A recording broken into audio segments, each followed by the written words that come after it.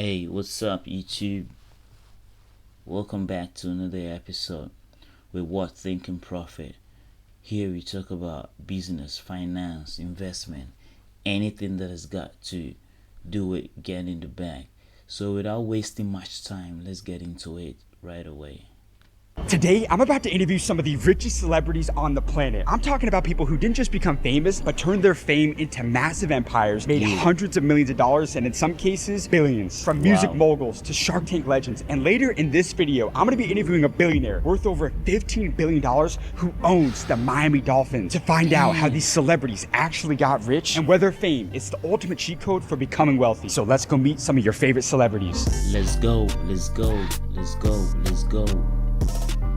Just look at that, Miami, Playboy's paradise. Hey, what city are we in? We are in Miami, baby! Hey, look, we just made it to Miami out here, you guys. You guys know I have a lot of billionaire friends, so listen very carefully. I just texted one of them. It's Robert Herjavec from Shark Tank. I heard he was out here in Miami. I told him our last interview on social media got over 20 million views, so it's only right we do another one. But when I texted him, he told me there was someone else that I needed to meet. So we're on our way right now to interview not one, but two Shark Tank billionaires. Let's go see how they got rich.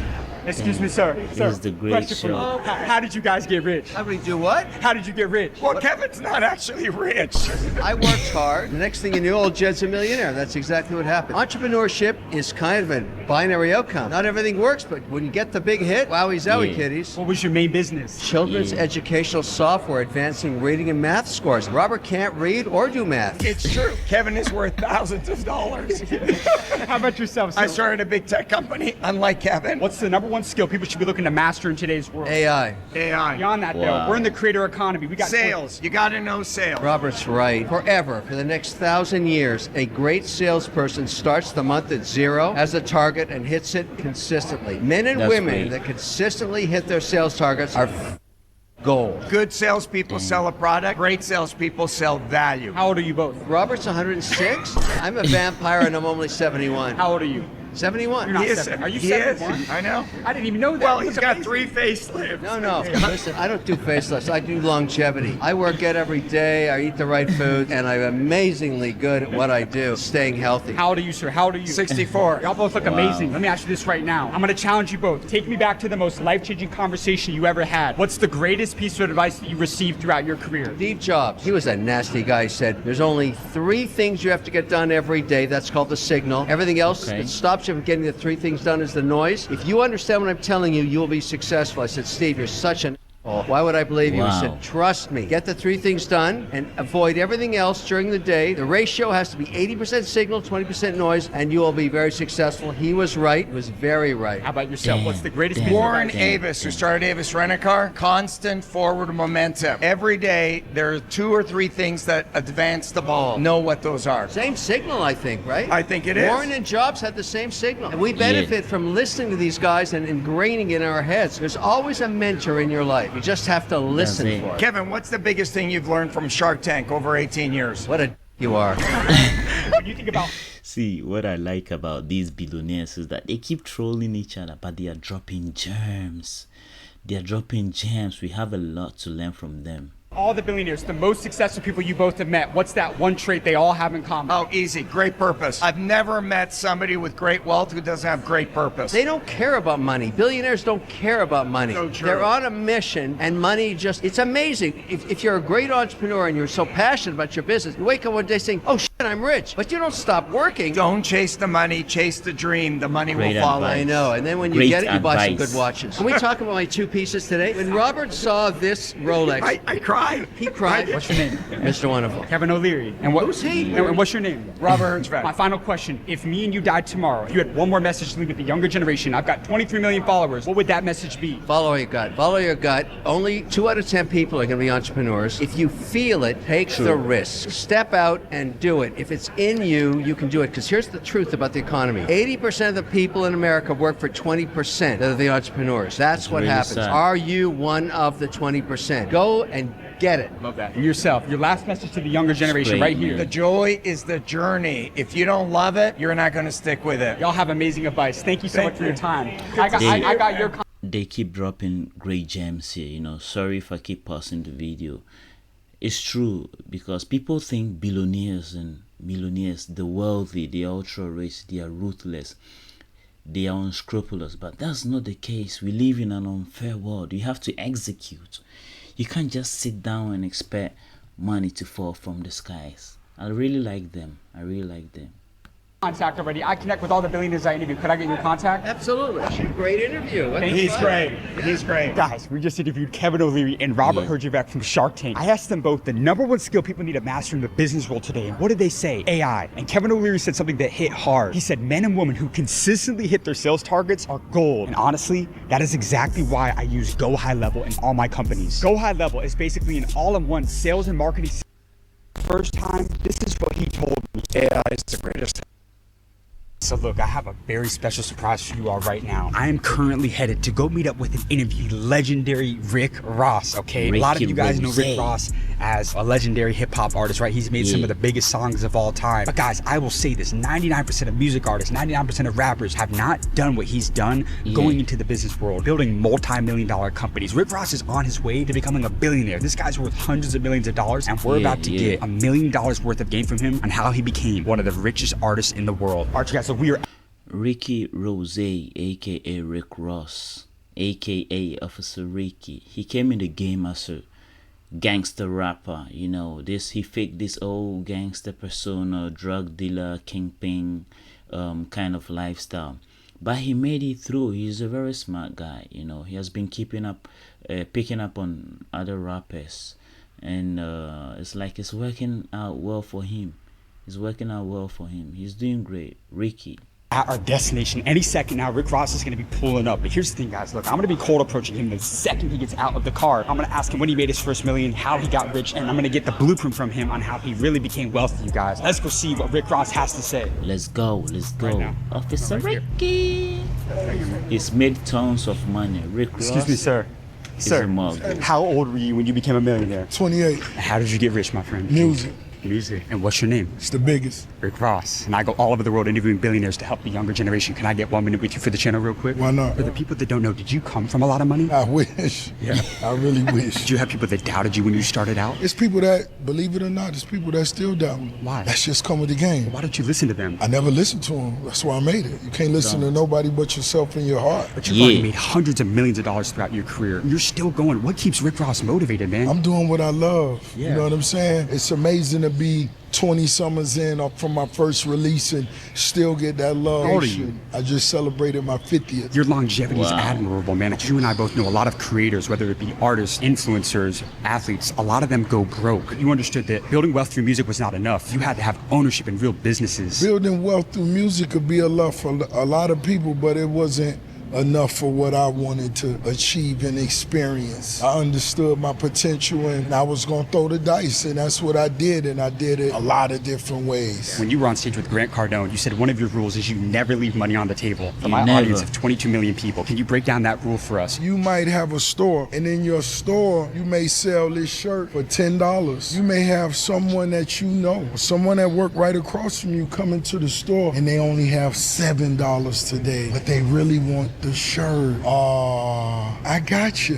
Give me the 7. You're gonna take the shirt, and when you got the 3, come back and see. That's great advice. We don't leave any money on the table here. We can't. Because if you do that, imagine how many times you've let those $7 walk out of your store over the last 20 years. How many sevens of dollars could you afford? Somebody else gonna get that business. Rose would have took it. How many businesses do you own today? Tell us your businesses. What companies do you own? I'm gonna be honest, I don't even know. You don't even know? No, Wow. I'm 30 plus partnerships in. How many Wingstop franchises? I stopped counting after 30. What do people need to understand about scaling and being a business owner in the franchise model? You gotta have someone wonderful that has that same fire to run them. If I'm there everywhere I'm at, it's the biggest shit ever. If it's not Ricky Rose, I gotta make sure someone else is there that has that passion. And that's something I had never thought in before I began buying all of these franchises. You just, I'm finna keep going. I'm finna turn this That's 300K into 2 million right now. You learn from Jay Prince, it's better to have 10% of a watermelon than 100% of a pie. What I think so many entrepreneurs broke in today's world is they want to be selfish and have everything themselves. How important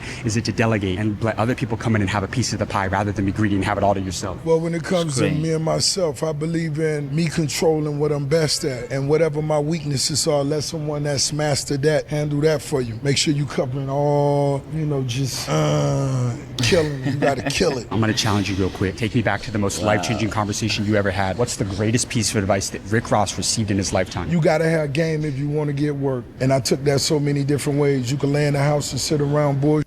Or you could get up and go to where it's at. Go out there, stick your hand out and introduce yourselves to people and say, yo, man, this is what I'm here to do. This is what I do. This is what I'm good at. If you need me, holler at me. If you laying in the bed, rubbing your feet together, it ain't gonna happen. They say to say a closed mouth does not get fed. Nah, most definitely won't get no lemon peppers. How do you feel about diversification? I love it. Great advice. It's called multiples. Why not? You got to give yourself the opportunity. I don't close the doors on myself. Leave the door open. Even if something happened and it don't go the way I want it to, I'm not closing the door on that. That might not have been the right time. Do you take any Great days advice. off? Do you believe in weekends? Of course not. I love them. I enjoy them. But if you asking if I'm not hustling, you crazy. We hustling. It's Sunday right now and it's going down. If me and you died tomorrow and you had one last message to leave with the younger generation, what would that be? Man, you got to make sure you enjoying life. Don't live and put yourself in a position where you hate what's going on. You got to wake up, feel good about it, go and get it. Everything else will fall in place. There was a point where I never thought I would be a millionaire, and it most definitely, once I became a millionaire, I never imagined that I could make $1 million 25 different ways. But here we are. Are you going to become a billionaire? It's too easy. It's too easy. Can't wait. You have amazing advice, my friend. Thank you so much for your... Listen, guys.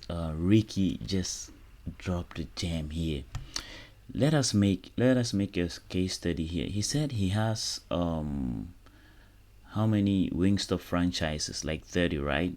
So now let's go check how much revenue a franchise, an average Wingstop franchise can make in a year. Then we put all together. So I got my phone here. How much does a Wingstop franchise make in a year? Well, let me put an average. And how much does an average Wingstop franchise make in a year? And now let's check it out. I got my phone here. Based on 2024-2025 data, an average Wingstop franchise generates roughly 1.8 million to over 2.1 million in annual net sales, guys. Net sales. That is what it's saying. So while revenue is high, typical owner operator may take home approximately 250 to 300,000 in annual profit, guys. A Wingstop owner takes home 250 to 300,000 in annual profit. That means after deducting all the costs, taxes and everything, royalties and all of that, they take home 250,000.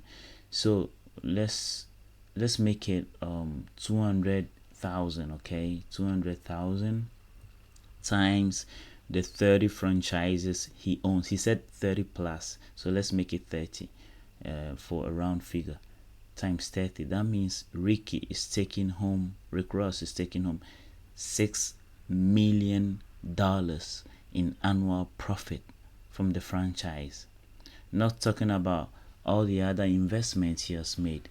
So here you go. These are the people making money even when they sleep. We need to be learning from them. Time, and I appreciate that.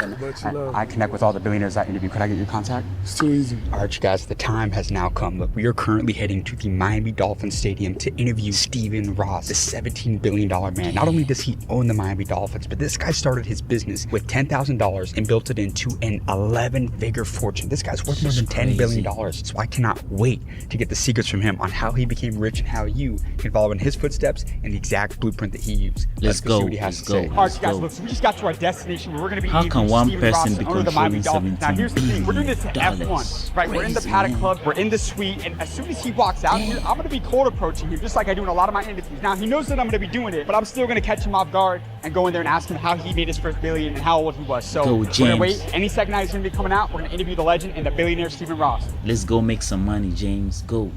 We need that Excuse me, sauce. Sir, question for you. Hey, how are you? Good. How old were you when you became a billionaire? Somewhere probably late 30s. How old are you now? 86. 86. You look amazing for 86. What do you do for a living? I'm a real estate developer. I own the Miami Dolphins. Did you ever think growing up you were going to own an NFL team? I mean, it's so prestigious, sir. There's only 32 NFL teams, and you own one of those. You know, you aspire to things. You never know where you end up. You got to think big. And, you know, I always thought the benefits of really loving sports and then the benefits, how it can help you in business by owning an NFL team. Did you have a lot of money when you started out in business? Zero.